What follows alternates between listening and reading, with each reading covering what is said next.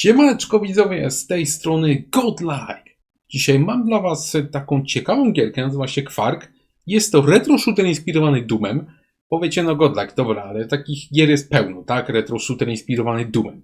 Natomiast ta gra ma w sobie coś unikalnego. Otóż w tej grze, czyli w Quarku, przenosimy się do alternatywnej wersji lat 80., gdzie Czechy są potęgą atomową i cała gra dzieje się, uwaga, w Czechach. Ile znacie gier dziejących się w Czechach?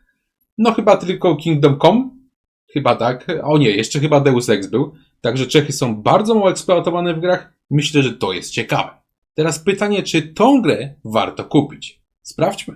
Pierwsze, co rzuci wam się w oczy po odpaleniu Quark, jest to taki specyficzny klimat tej właśnie produkcji. Akcja, tak jak mówiłem, dzieje się w alternatywnej wersji lat 80., gdzie Czechy są prawdziwą potęgą atomową. W generowaniu prądu przoduje tytułowy Quark. Jest to taki gigantyczny kompleks produkujący setki tysięcy megawatów prądu, zbudowany w całości pod ziemią. Oczywiście tak wielki kompleks jest równie niebezpieczny dla samych pracowników, co imponujący względem rozmiarów, no ale towarzyszu, żyjemy przecież w socjalistycznej Republice Czeskiej. Zarząd i partia dbają o nasze bezpieczeństwo, więc nie musicie się niczym przejmować. Po takim wstępie pewnie spodziewacie się, że ten tytuł będzie całymi garściami czerpał z klimatów Związku Radzieckiego oraz PRL-u i macie cholerną rację.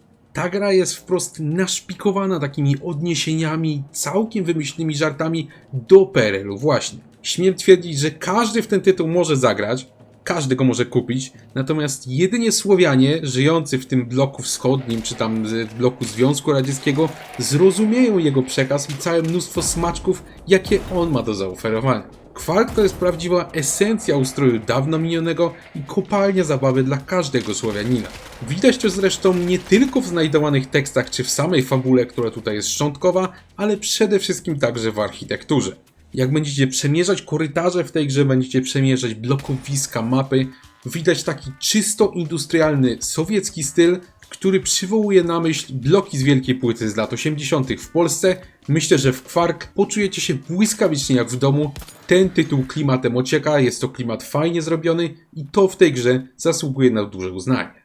No ale przecież w strzelance nie sam klimat jest ważny, bardzo dużą rolę odgrywają tutaj lokacje oraz oczywiście samo strzelanie. Niestety tutaj powiem, że Quark w tym już nie potrafi zabłysnąć, a bardzo szkoda. Zacznijmy może od lokacji. One są wyjątkowo klimatycznie, tak jak mówiłem, natomiast niestety są też cholernie powtarzalne. Podczas zabawy przyznam, że wielokrotnie miałem wrażenie efektu déjà vu, niektóre levele się ciągnęły w nieskończoność i sprawiały wrażenia kręcenia się w kółko. W tym tytule mamy do przejścia 3 rozdziały i o ile same mapy różnią się stylem między rozdziałami, czyli mapa z pierwszego rozdziału wygląda totalnie inaczej niż ta z trzeciego, to jest fajne, to problem polega na tym, że niemal każda kolejna mapa w danym rozdziale wygląda tak samo. Przechodzimy ostatnią mapę pierwszego rozdziału, trafimy do lokacji o kompletnie innym stylu, bo rozpoczynamy nowy rozdział, nie?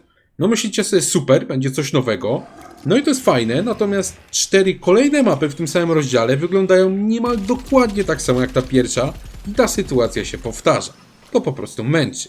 Do tego widać wyraźnie, że niektóre misje w tym tytule zostały sztucznie wydłużone, jakby skopiowane kopiuj wklej, tylko po to, żeby gra zajęła nam więcej czasu, a to duży błąd. Przez to właśnie najgorzej w tym tytule wypadają mapy pod koniec danego rozdziału, one są cholernie wręcz wydłużone, przez to robią się też nudne.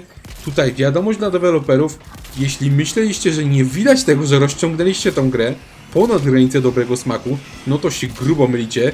To cholernie widać i to gołym okiem. To duży błąd, który wyraźnie psuje tą całkiem ciekawą grę, a bardzo szkoda.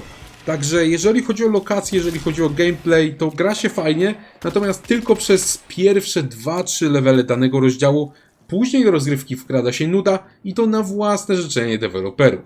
Tak wam powiem, że po przejściu tej gry to w sumie pamiętam chyba jedną lokację, także możecie tutaj mieć pojęcie, jak bardzo powtarzalne są mapy w tej grze. Nieco lepiej tutaj wypada walka, natomiast też nie na tyle, żebym powiedział, że ta walka jest fajna.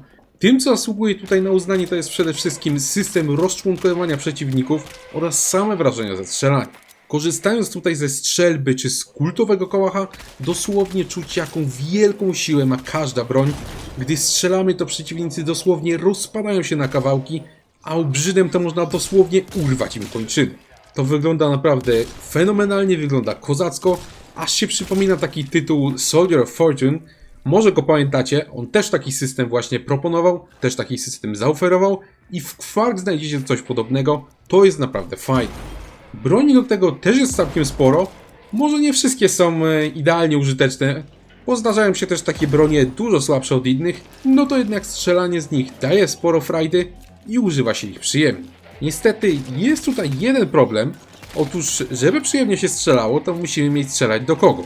A różnorodność przeciwników w tym tytule pozostawia bardzo dużo do życzenia. Już na pierwszych levelach spotkamy dwa pierwsze podstawowe typy przeciwników. Jest to taki ziomeczek w żółtym kombinezonie z pistoletem i ziomeczek w pomarańczowym kombinezonie z pałką. Później do tego dochodzi przez całą grę zaledwie kilka typów przeciwników, którzy i tak się robią szybko powtarzalni. Biorąc pod uwagę, że Kvark zapewnia zabawę gdzieś tak na 6 godzin, no to ilość przeciwników jest znacznie zbyt mała, ich różnorodność jest znacznie zbyt mała.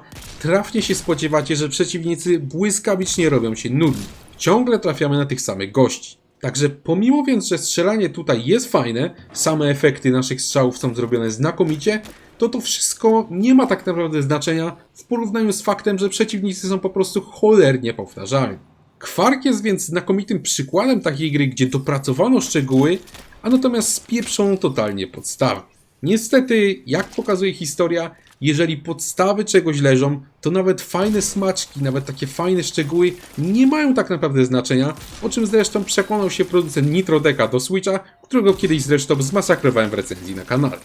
Bardzo przyjemnie natomiast wypada grafika tego tytułu, widać tutaj ten klimat, o którym mówiłem, modele są bardzo ładnie zrobione, animacje też są fajnie, a gra działa całkiem stabilnie, ale niestety to po prostu za mało.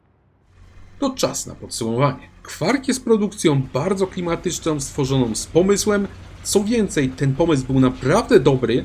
Próba wykonania takiej specyficznej strzelanki z takim fajnym klimatem PRL-u, natomiast rozgrywający się w Czechach, które są do tego potęgą atomową, to jest naprawdę fajny pomysł, natomiast wykonanie jest już dość kiepskie. Nawet pomimo tego gęstego klimatu, pomimo fajnych efektów strzelania, nie da się zauważyć strasznie powtarzalnego designu poziomów i co najgorsze, ich sztucznego wydłużenia. Na deser tutaj pozostają problemy z powtarzalnością przeciwników, no i całkiem spora liczba błędów technicznych, o których nie chciało mi się już nawet wspominać, bo niestety jest ich sporo. To wszystko powoduje, że Kvark niestety nie mogę wam polecić. Miałem co do tego tytułu spore nadzieje, natomiast okazało się, że błyskawicznie mnie on rozczarował. Jeżeli szukacie retro shootera w klimacie PRL-u, jesteście gotowi przymknąć oko na wiele niedociągnięć, no to wtedy to wtedy Kvark możecie sobie zakupić, natomiast pamiętajcie też, że na rynku jest po prostu wiele lepszych retro shooterów, jak chociażby Ion Fury czy Dusk. A wy dajcie znać, czy graliście w Kvarka albo innego retro shootera, czekam na wasze odpowiedzi i zawsze chętnie z wami podyskutuję. Dziękuję wam za obejrzenie tego właśnie materiału i zapraszam was do obserwowania kanału, bo takie filmy będą się na nim pojawiać regularnie. Bardzo dziękuję również osobom, które zdecydowały się wesprzeć lupę Godlike'a. Dzięki właśnie waszemu wsparciu udaje się zakupić sprzęt oraz gry, które później trafiają na kanał. Bez waszego wsparcia wielu filmów nie udałoby się w ogóle stworzyć. Także dzięki wam bardzo i do zobaczenia niebawem.